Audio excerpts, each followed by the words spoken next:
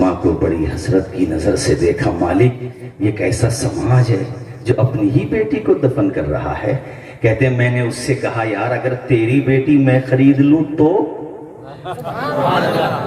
اس لیے دفن کر رہا ہے نا کہ تو کسی کا سسر نہ بن جائے، کوئی تیرا داماد نہ بن جائے، تیری سوسائٹی میں اس کو برا سمجھا جاتا ہے، تو جب میں تیری بیٹی لے جاؤں گا تو اس کی جان بچ جائے گی اور تیرے حساب سے تیری عزت بچ جائے گی، تو بچی کو مت مار۔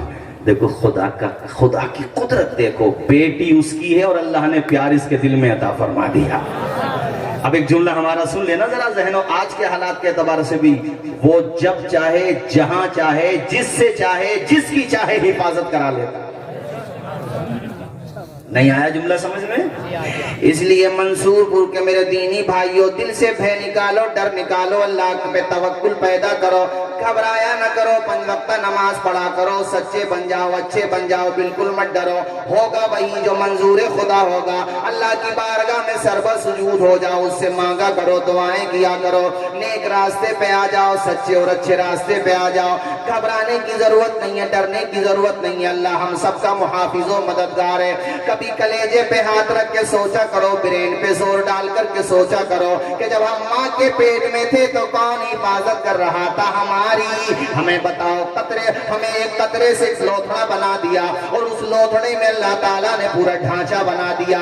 اللہ اللہ، تمہارے جناب والا کو شادہ پیشانی بنا دی، گلاب کی طرح کھلتے ہوئے ہونٹ بنا دیے، تمہارا کھلتا ہوا چہرہ بنا دیا، تمہارے ہاتھ بنا دیے، پاؤں بنا دیے، اللہ اللہ، جوڑ جوڑ بنا دیا، اور پھر اس ڈھانچے میں اللہ تعالیٰ نے روح پھونک دی۔ اللہ کا کرم دیکھو، سوچو ماں کے پیٹ میں 3 اندھیروں میں تمہاری حفاظت کون کر رہا تھا؟ وہ تمہارا مالک ہے، وہی خدا ہے جو ماں کے پیٹ میں تمہیں بچا رہا تھا، اتنے بڑے سنسار میں بے سہارا نہیں چھوڑے گا۔ مگر تم اس پہ بھروسہ تو کرو، تم اس پہ بلیو تو کرو، تم اس پہ یقین تو کرو، تم 5 وقت نمازیں تو پڑھو، تم اللہ کی بارگاہ میں پیشانی تو جھکاؤ، تم خدا کی بارگاہ میں آ کر کے نمازیں تو پڑھو۔ تمہیں کیا ہو گیا؟ صرف جمعے کی نماز پڑھتے ہو، وہ بھی جلدی جلدی میں پڑھتے ہو۔ میں کہتا ہوں 5 وقت نماز پڑھنے لگو، پیشانی خدا کی بارگاہ میں جھکانے لگو، انشاءاللہ خود بخود انقلاب آ جائے گا۔ اے مومنو، خدا کی عبادت نماز ہے، مقبول بارگاہ رسالت نماز ہے۔ دنیا میں کام آئے گی دنیا کی دولتیں، عقبہ میں کام آئے وہ دولت نماز ہے۔ گمراہیوں سے شر سے بچاتی ہے اے خلیل، رکھتی ہے عافیت میں وہ قوت نماز ہے۔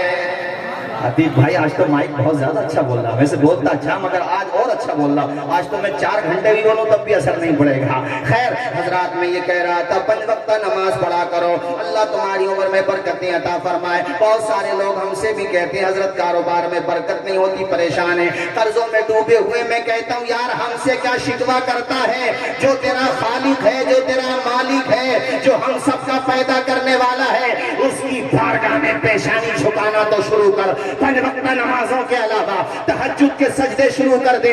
اے میری قوم کی بہنوں بیٹیوں، میں تم سے بھی کہتا ہوں تہجد بھی پڑھو، اوابین بھی پڑھو، اشراق بھی پڑھو، تم کنیزان فاطمہ زہرا بن جاؤ۔ رب کعبہ کی قسم، ایک ماں جب حضرت فاطمہ زہرا کے راستے پہ چلتی ہے تو اللہ اس کے شکم سے امام حسین کے غلام پیدا فرماتا ہے۔ کیا بات ہے، بہت خوب، سبحان اللہ سبحان اللہ۔ مجھے کہنا نہیں چاہیے مگر کہنا بھی چاہیے، قوم کی بہن بیٹیوں کے حالات بھی اچھے نہیں اور جوانوں کے حالات بھی اچھے نہیں۔ ہم لوگ رہتے ہیں سفر میں، اب جیسے میں یہاں سے پروگرام میں جاؤں گا تو آج تو چونکہ پہلے تقریر ہے تو پہلے جا رہا ہوں، لیکن کئی دفعہ 4 بجے 3 بجے 5 بجے یہ ٹائمنگ ہوتی ہے ہماری، تو جہاں بھی مسلم آبادی کہیں پہ آتی ہے، ولیجز ہوں یا شہر ہوں، تو اس کے نکڑوں پہ، راستوں پہ تالاب ہے تو تالاب کے کنارے پہ، قبرستان ہے تو قبرستان کے کنارے پہ، کہیں پہ کوئی اسکول ہے تو اسکول کے کنارے پہ رات کے 3 بجے میں نے اپنی قوم کے بچوں کو کان پہ موبائل رکھے ہوئے دیکھا۔ رات کے 3 بجے تمہارا کون سا کاروبار چل رہا بابا؟ 3 بجے۔ وہ تو ایک دن مجھے کسی نے بتایا کہ جدھر دیکھو ادھر ہی عشق کے بیمار بیٹھے ہیں، جدھر دیکھو ادھر ہی عشق کے بیمار بیٹھے ہیں، ہزاروں مر چکے ہیں سینکڑوں تیار بیٹھے ہیں۔ کیا بات ہے، یہ ہنس کے واہ ٹالنے والی بات نہیں ہے، یہ کلیجے پہ ہاتھ رکھ کے سوچنے والی بات ہے۔ بے شک، شادی وہاں کرو جہاں ماں باپ چاہتے ہیں۔ ہاں ماں باپ سے اپنی چاہت کا اظہار کر سکتے ہو، بلا شبہ دیکھ بھی سکتے ہو، شریعت نے دیکھنے کو منع نہیں کیا ہے، لڑکی کو بھی اجازت ہے لڑکے کو بھی، مگر یہ نہ ہو کہ ماں کی منشا نہ جانی، باپ کی منشا نہ جانی، کچھ بھی نہ دیکھا، بس ایک شہوت کے چکر میں اپنی زندگی تباہ و برباد کر لی۔ ایسی شادیاں 90% طور پہ ٹوٹ جاتی ہیں۔ شادیاں وہ آباد رہتی ہیں جس میں دونوں خاندان کی مرضی بھی شامل ہوتی ہے۔ بے شک، برا مت ماننا میری بات کا، اپنی نسلوں کی حفاظت کرو یار، اپنے آپ کو پہچانو۔ اور ہم نے کیا کہا، اے قوم کی بہنوں بیٹیوں، پڑھو نماز تم گھر میں اور اپنے شوہروں کو بھیجو مسجدوں میں، اور نہ پڑھیں تو ان کا ناشتہ پانی بند کرو۔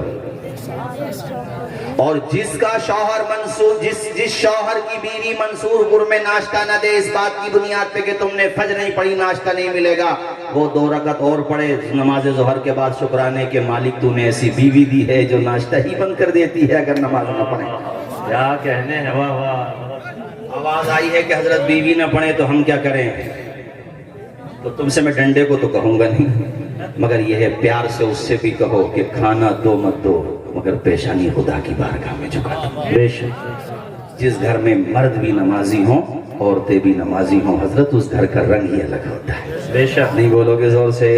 سبحان اللہ، اس گھر کی بہاریں ہی الگ ہوتی ہیں، اس لیے نماز پڑھو۔ آؤ یار میں سلسلے کلام وہیں سے جوڑتا ہوں جہاں سے آگے بڑھ گیا تھا۔ حضرت صعصع کہتے ہیں، ارے بھولے تو نہیں ہیں؟ کس سے کہتے ہیں؟ اگر نہیں بھولیں تو بتاؤ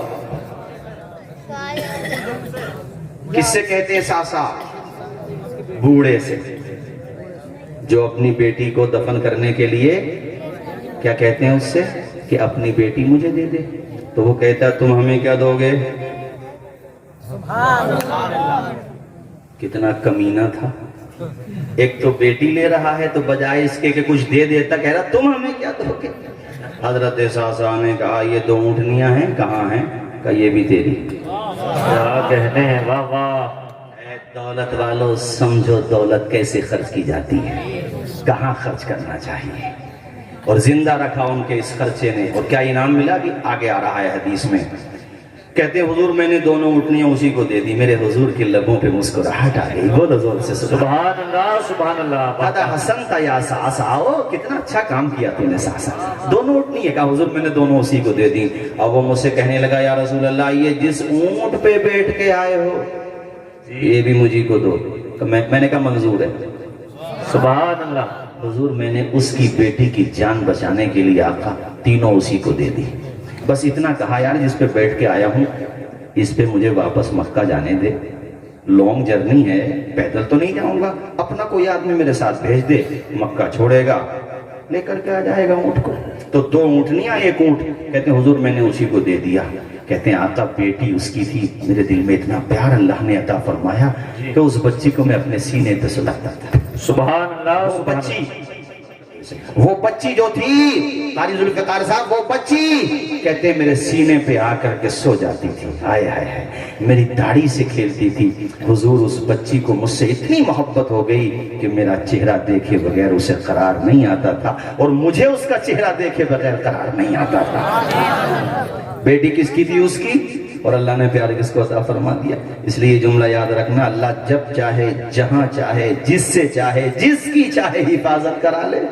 وہ تو قرآن پاک میں، یہ تو میں حدیث سے بتا رہا ہوں، سورہ قصص میں موجود نہیں ہے۔ بھی حضرت بتائیے آپ لوگ کہ وہ فرعون نے پریگنینٹ عورتوں کے سب حمل ضائع کرا دیے تھے، ہے کہ نہیں؟